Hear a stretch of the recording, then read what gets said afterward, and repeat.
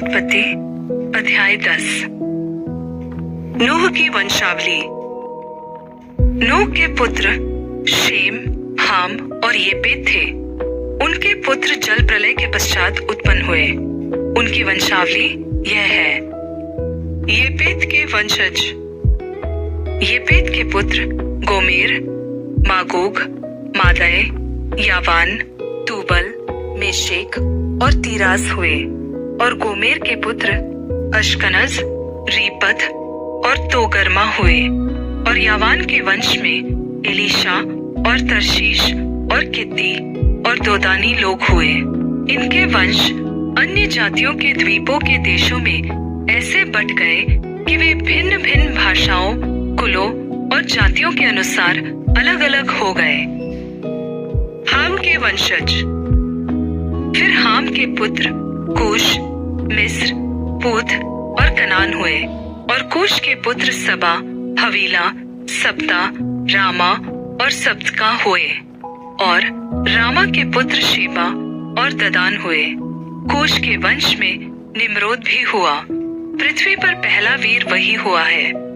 वही यहोवा की दृष्टि में पराक्रमी शिकार खेलने वाला ठहरा। इससे यह कहावत चली है, निम्रोद के समान यहोवा की दृष्टि में पराक्रमी शिकार खेलने वाला। उसके राज्य का आरंभ शिनार देश में बाबेल, एरेक, अक्कद और कलने से हुआ। उस देश से वह निकलकर अशूर को गया और निनवे, रहोबोतीर और कालह को, और निनवे और कालह के बीच जो रेसेन है उसे भी बसाया। बड़ा नगर यही है। मिस्र के वंश में लूदी, अनामी, लहावी, नप्तुही और पत्रुसी, कसलुही और कप्तोरी लोग हुए। कसलुहियों में से तो पलिश्ती लोग निकले। कनान के वंश में उसका ज्येष्ठ पुत्र सीदोन, तब हित, यबूसी, एमोरी, गिरगाशी, हिब्बी, अर्की, सीनी, अरवदी, समारी और हमाती लोग भी हुए। फिर कनानियों के कुल भी फैल गए।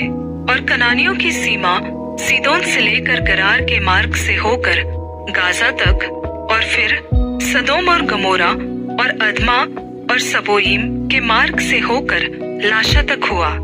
हाम के वंश में यही हुए। और ये भिन्न भिन्न कुलों, भाषाओं, देशों और जातियों के अनुसार अलग अलग हो गए। शेम के वंशज। फिर शेम, जो सब एबेर वंशियों का मूल पुरुष हुआ और जो येपेत का ज्येष्ठ भाई था, उसके भी पुत्र उत्पन्न हुए। शेम के पुत्र एलाम, अशूर, अर्पक्षद, लूद और आराम हुए। आराम के पुत्र ऊस, हूल, गेतेर और मश हुए। और अर्पक्षद ने शेला को, और शेला ने एबेर को जन्म दिया। और एबेर के दो पुत्र उत्पन्न हुए। एक का नाम पेलेग इस कारण रखा गया कि उसके दिनों में पृथ्वी बट गई। और उसके भाई का नाम योक्तान था।